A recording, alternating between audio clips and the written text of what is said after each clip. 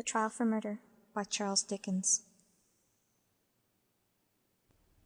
I have always noticed a prevalent want of courage, even among persons of superior intelligence and culture, as to imparting their own psychological experiences when those have been of a strange sort. Almost all men are afraid that what they could relate in such wise would find no parallel or response in a listener's internal life, and might be suspected or laughed at. A truthful traveller, who should have seen some extraordinary creature in the likeness of a sea-serpent, would have no fear of mentioning it, but the same traveller, having had some singular presentiment, impulse, vagary of thought, visions so called, dream, or other remarkable mental impression, would hesitate considerably before he would own to it. To this reticence I attribute much of the obscurity in which such subjects are involved. We do not habitually communicate our experiences of these subjective things as we do our experiences of objective creation. The consequence is that the general stock of experience in this regard appears exceptional, and really is so, in respect of being miserably imperfect. In what I am going to relate, I have no intention of setting up, opposing, or supporting any theory whatever. I know the history of the bookseller of Berlin. I have studied the case of the wife of a late Astronomer Royal, as related by Sir David Brewster, and I have followed the minutest details of a much more remarkable case of spectral illusion occurring within my private circle of friends. It may be necessary to state, as to this last, that the sufferer, a lady, was in no degree, however distant, related to me. A mistaken assumption on that head might suggest an explanation of a part of my own case, but only a part, which would be wholly without foundation.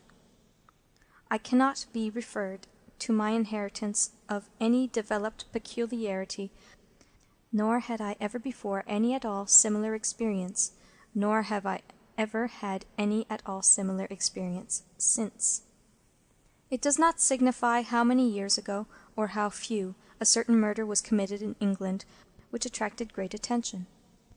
We hear more than enough of murderers as they rise in succession to their atrocious eminence, and I would bury the memory of this particular brute, if I could, as his body was buried in Newgate jail. I purposely abstain from giving any direct clue to the criminal's individuality. When the murder was first discovered, no suspicion fell, or I ought to say, for I cannot be too precise in my facts, it was nowhere publicly hinted that any suspicion fell on the man who was afterwards brought to trial. As no reference was at that time made to him in the newspapers, it is obviously impossible that any description of him can at that time have been given in the newspapers. It is essential that this fact be remembered. Unfolding at breakfast my morning paper containing the account of that first discovery, I found it to be deeply interesting, and I read it with close attention. I read it twice, if not 3 times. The discovery had been made in a bedroom, and when I laid down the paper, I was aware of a flash, rush, flow, I do not know what to call it. No word I can find is satisfactorily descriptive, in which I seemed to see that bedroom passing through my room, like a picture impossibly painted on a running river. Though almost instantaneous in its passing, it was perfectly clear, so clear that I distinctly, and with a sense of relief, observed the absence of the dead body from the bed. It was in no romantic place that I had this curious sensation, but in chambers in Piccadilly, very near the corner of St. James Street. It was entirely new to me. I was in my easy-chair at the moment, and the sensation was accompanied with a peculiar shiver which started the chair from its position, but it is to be noted that the chair ran easily on casters. I went to one of the windows (there are 2 in the room, and the room is on the 2nd floor) to refresh my eyes with the moving objects down in Piccadilly. It was a bright autumn morning, and the street was sparkling and cheerful. The wind was high. As I looked out, it brought down from the park a quantity of fallen leaves, which a gust took and whirled into a spiral pillar.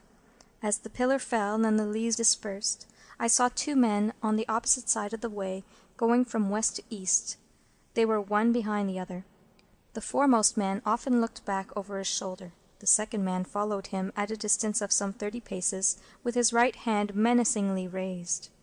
First, the singularity and steadiness of this threatening gesture in so public a thoroughfare attracted my attention, and next, the more remarkable circumstance that nobody heeded it.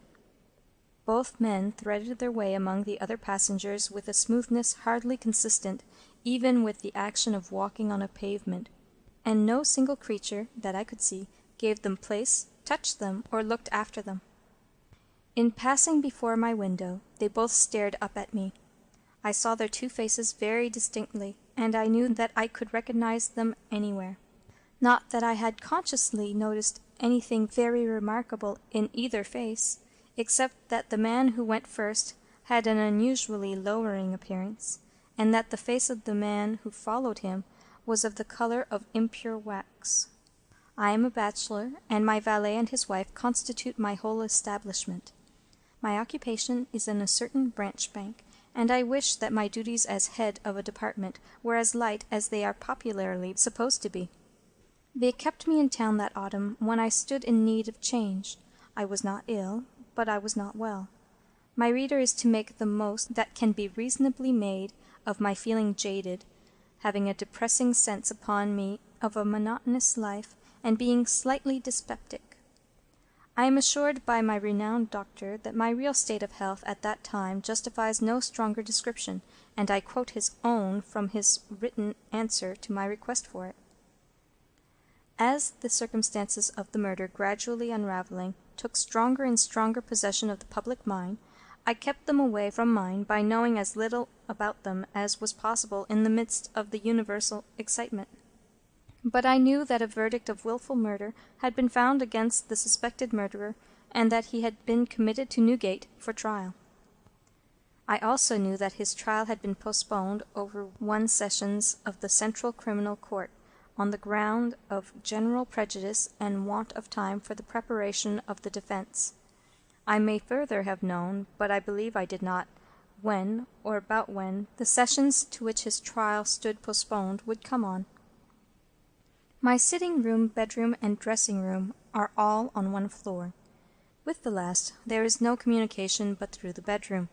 True, there is a door in it, once communicating with the staircase, but a part of the fitting of my bath has been, and had been then for some years, fixed across it.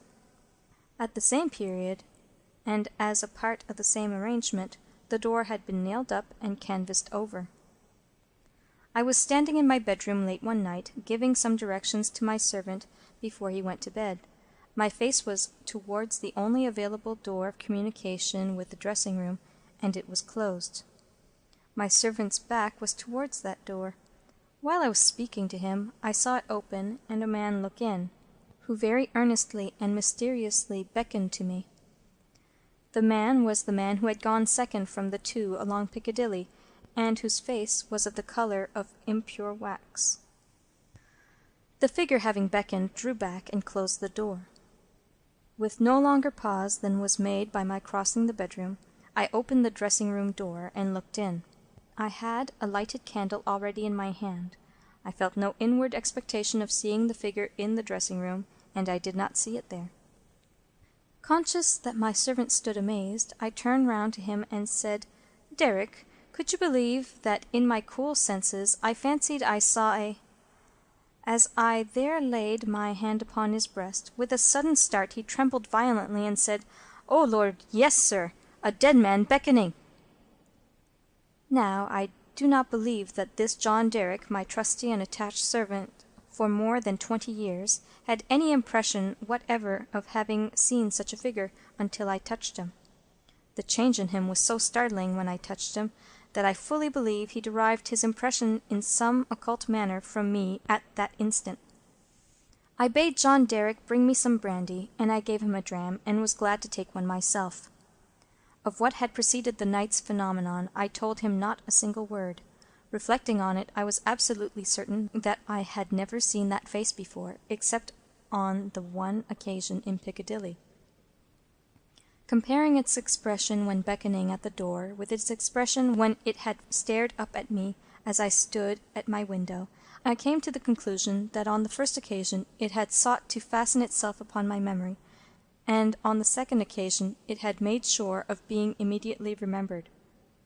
I was not very comfortable that night, though I felt a certainty, difficult to explain, that the figure would not return.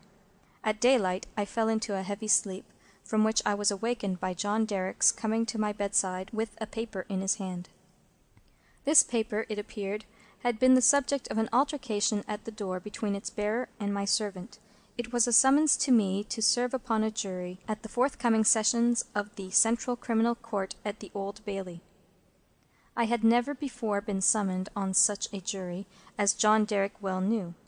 He believed, I am not certain at this hour whether with reason or otherwise, that class of jurors were customarily chosen on a lower qualification than mine, and he had at first refused to accept the summons. The man who served it had taken the matter very coolly. He said that my attendance or non-attendance was nothing to him. There the summons was, and I should deal with it at my own peril and not at his. For a day or two I was undecided whether to respond to this call or take no notice of it. I was not conscious of the slightest mysterious bias, influence, or attention one way or another. Of that I am as strictly sure as of every other statement that I make here. Ultimately I decided, as a break in the monotony of my life, that I would go. The appointed morning was a raw morning in the month of November. There was a dense brown fog in Piccadilly, and it became positively black, and in the last degree oppressive, east of Temple Bar. I found the passages and staircases of the court-house flaringly lighted with gas, and the court itself similarly illuminated. I think that until I was conducted by officers into the old court and saw its crowded state, I did not know that the murderer was to be tried that day. I think that until I was so helped into the old court with considerable difficulty, I did not know into which of the two courts sitting my summons would take me. But this must not be received as a positive assertion, for I am not completely satisfied in my mind on either point.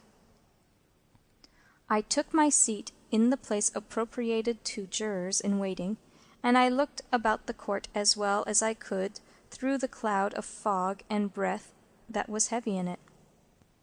I noticed the black vapor hanging like a murky curtain outside the great windows, and I noticed the stifled sound of wheels on straw or tan that was littered in the street.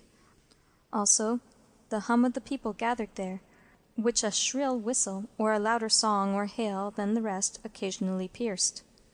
Soon afterwards the judges, 2 in number, entered and took their seats. The buzz in the court was awfully hushed. The direction was given to put the murderer to the bar.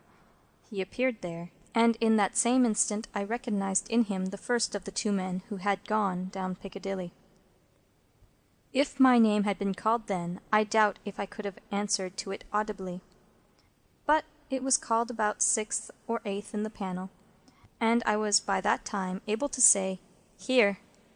Now observe, as I stepped into the box, the prisoner, who had been looking on attentively, but with no sign of concern, became violently agitated, and beckoned to his attorney.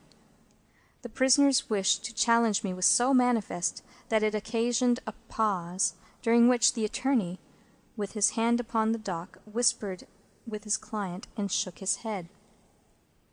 I afterwards had it from that gentleman that the prisoner's first affrighted words to him were, "At all hazards, challenge that man!"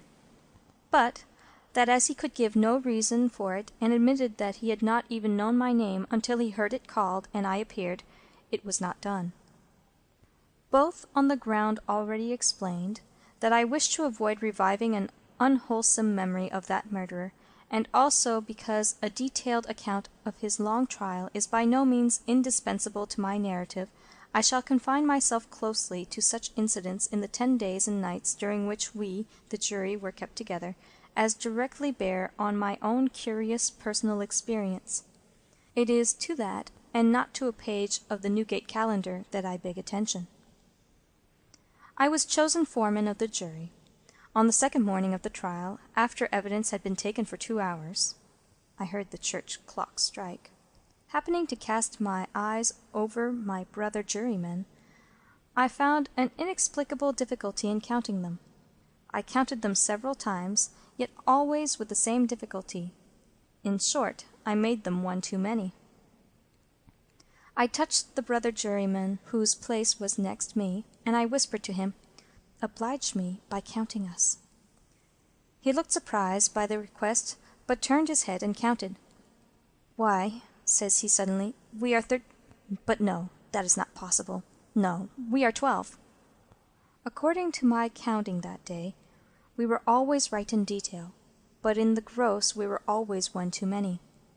There was no appearance, no figure to account for it, but I had an inward foreshadowing of the figure that was surely coming. The jury were housed at the London Tavern. We all slept in one large room on separate tables, and we were constantly in the charge and under the eye of the officer sworn to hold us in safe keeping. I see no reason for suppressing the real name of that officer. He was intelligent, highly polite and obliging, and, I was glad to hear, much respected in the city.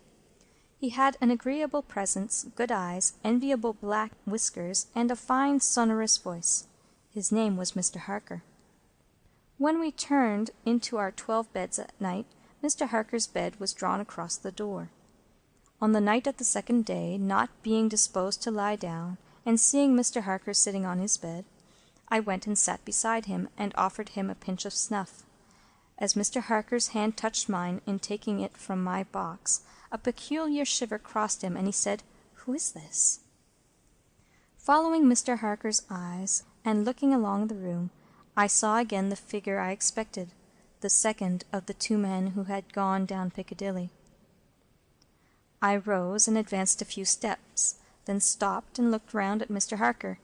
He was quite unconcerned, laughed, and said in a pleasant way, "I thought for a moment we had a 13th juryman without a bed, but I see it is the moonlight."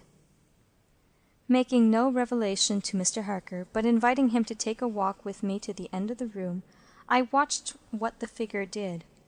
It stood for a few moments by the bedside of each of my 11 brother jurymen, close to the pillow. It always went to the right-hand side of the bed, and always passed out crossing the foot of the next bed. It seemed, from the action of the head, merely to look down pensively at each recumbent figure. It took no notice of me or of my bed, which was the nearest to Mr. Harker's. It seemed to go out where the moonlight came in, through a high window, as by an aerial flight of stairs. Next morning, at breakfast, it appeared that everybody present had dreamed of the murdered man last night, except myself and Mr. Harker. I now felt as convinced that the second man who had gone down Piccadilly was the murdered man, so to speak, as if it had been borne into my comprehension by his immediate testimony.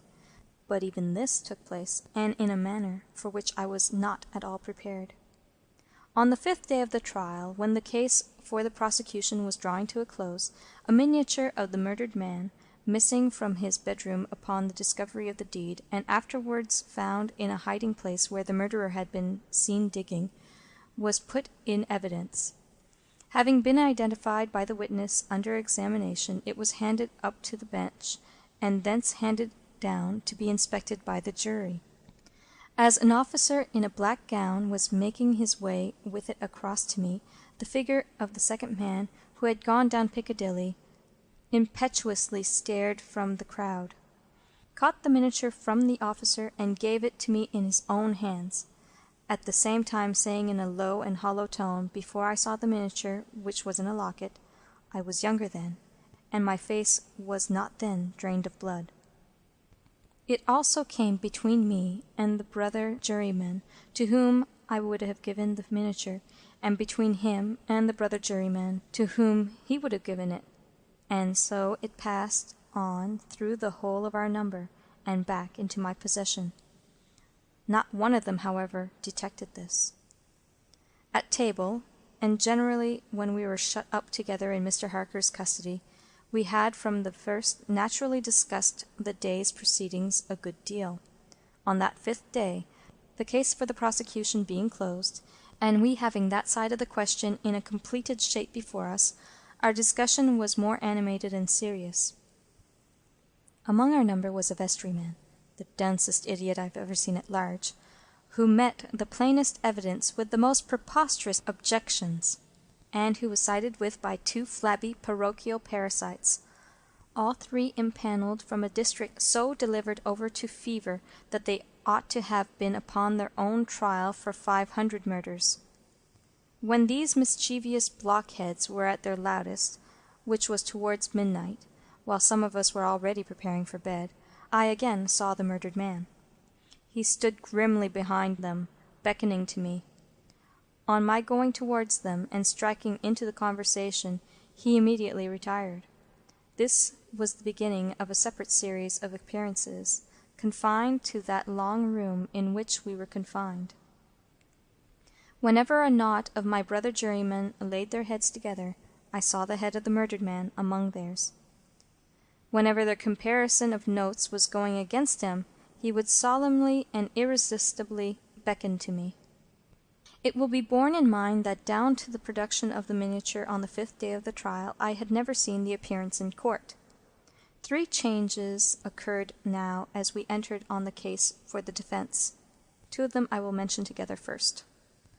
The figure was now in court continually, and it never there addressed itself to me, but always to the person who was speaking at the time.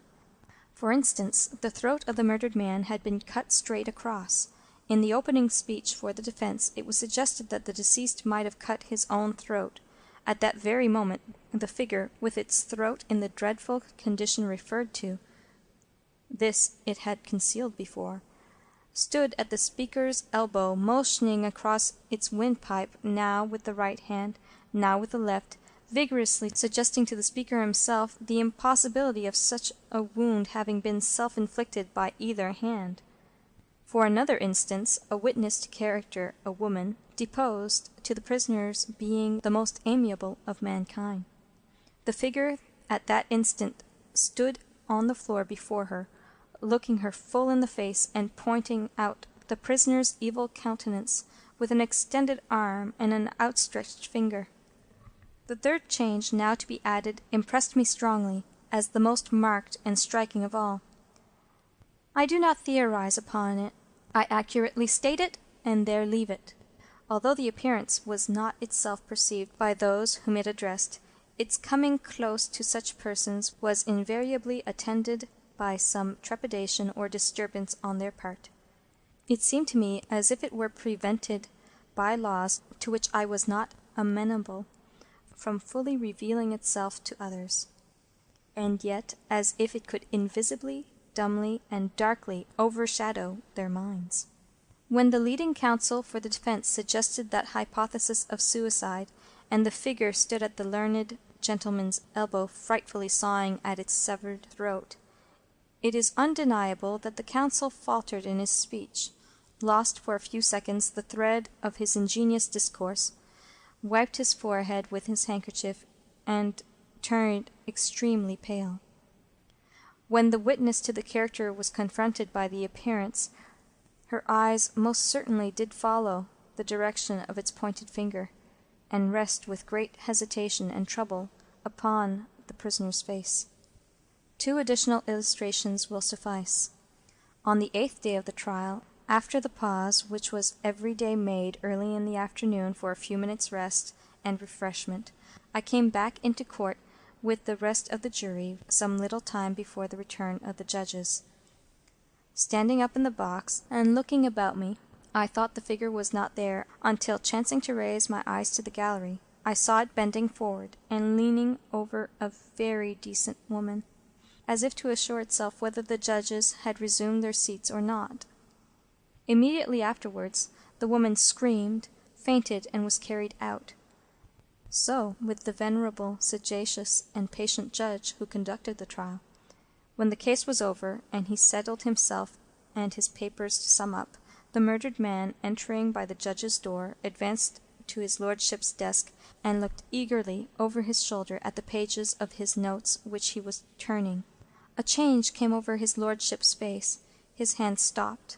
The peculiar shiver that I knew so well passed over him. He faltered, "Excuse me, gentlemen, for a few minutes. I am somewhat oppressed by the vitiated air," and did not recover until he had drunk a glass of water.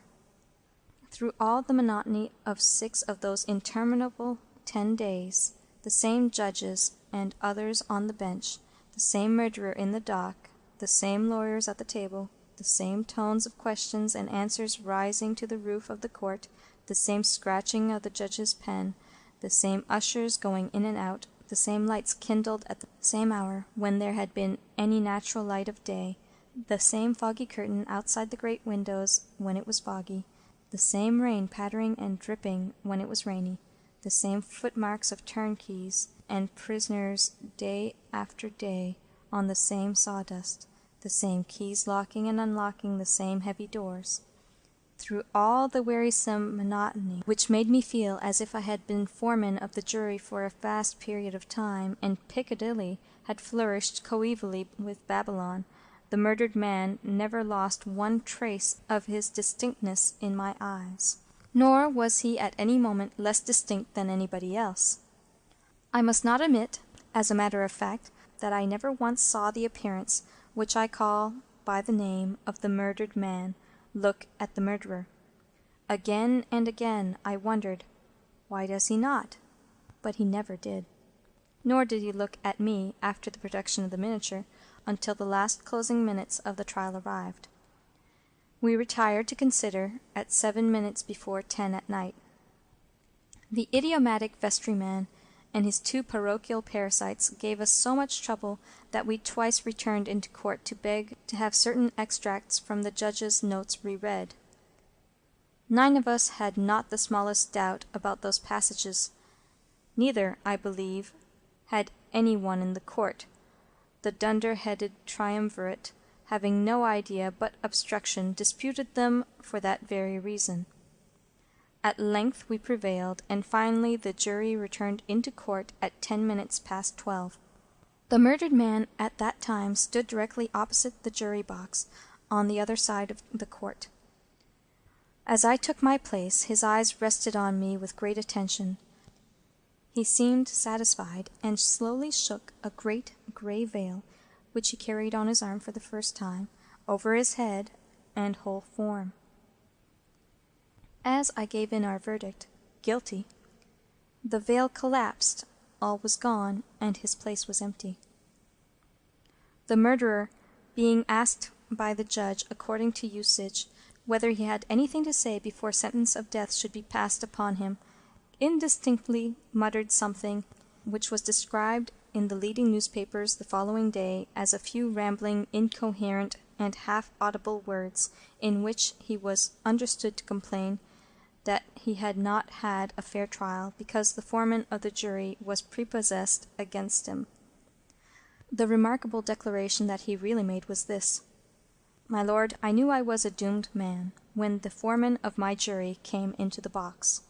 My lord, I knew he would never let me off, because, before I was taken, he somehow got to my bedside in the night, woke me, and put a rope round my neck." End of The Trial for Murder by Charles Dickens.